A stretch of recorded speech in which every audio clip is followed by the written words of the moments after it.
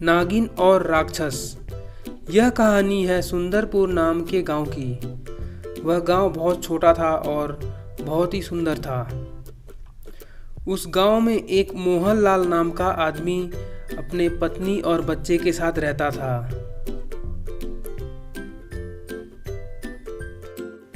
एक दिन मोहनलाल अपने पत्नी से कहता है, हम लोग बाजार जा रहे हैं, क्या क्या सब्जियां चाहिए जल्दी जल्दी बता दो, हम लोग शाम तक ही वापस आएंगे।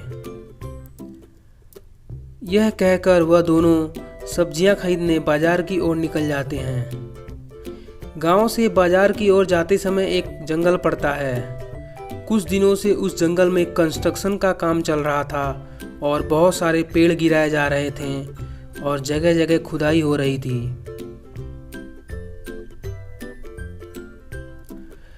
खुदाई करते समय अचानक से एक सांप बाहर निकला और काम करने वाले उस सांप को देखकर हैरान हो गए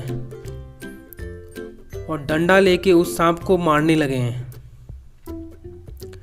तभी मोहनलाल वहां से गुजर रहा था। उसने देखा कि लोग सांप को मार रहे हैं। वह दौड़ते हुए उनके पास गया। तुम लोग इस बेजुबान जानवर को क्यों मार रहे हो? छोड़ो इसको। तू निकल यहाँ से, ज़्यादा ज्ञान मत बांट, अपने काम पे ध्यान दे। भाई इसको भी दो चार लगा ही देते हैं, बहुत बोल रहा है। यह कहकर वह आदमी मोहन को मारने के लिए दौड़ता है।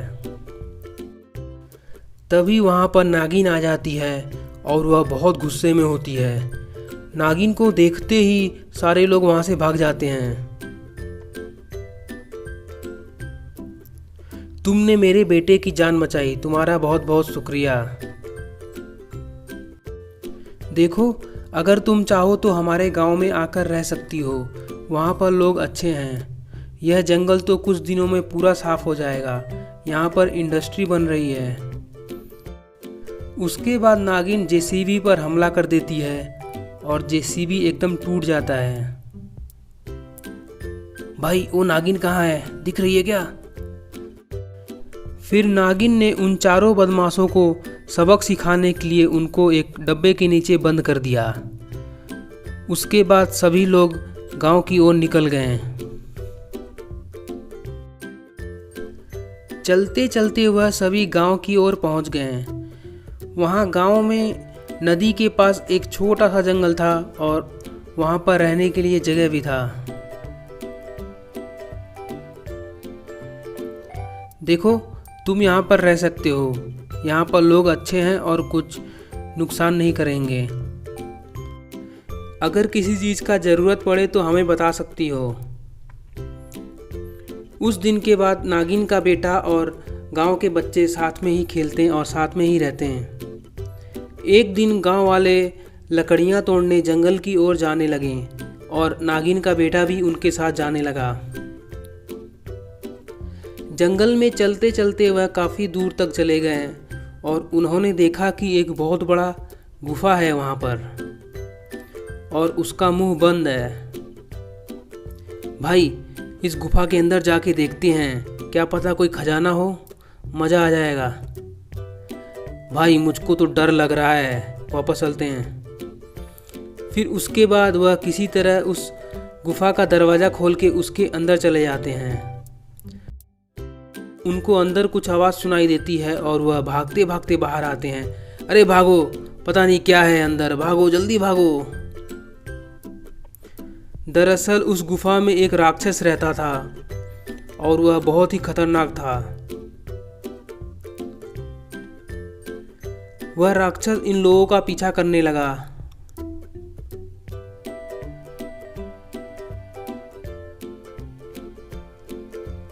पीछा करते करते वह राक्षस गांव तक चला आया और वहां पर आके पूरा हंगामा मचा दिया। राक्षस को देखते ही गांव के सभी लोग भागने लगे। उस राक्षस के सामने जो भी चीज पड़ता उसको वह तोड़ने लगता। उसने बहुत सारे घर को तोड़ दिया और पेड़ भी गिरा दिए। राक्षस के बारे में बच्चों ने जाके नागिन को बताया। नागिन को पता लगते ही वह तेजी से भागते हुए राक्षस की ओर गई।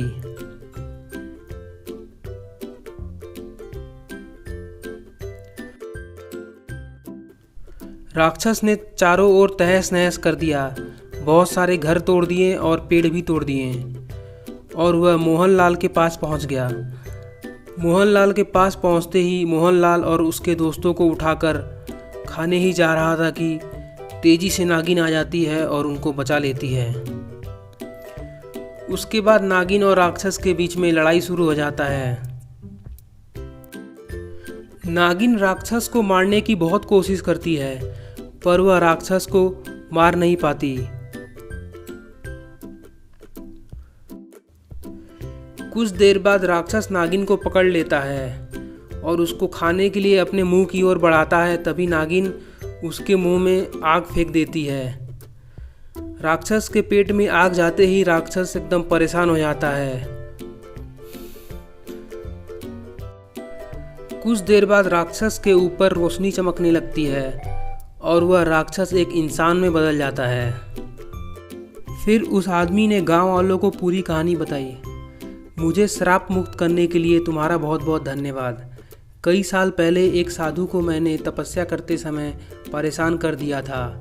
उसने अपने श्राप से मुझे एक राक्षस बना दिया था। वीडियो को लाइक करें, शेयर करें और कहानी देखना है तो नीचे कमेंट भी करें।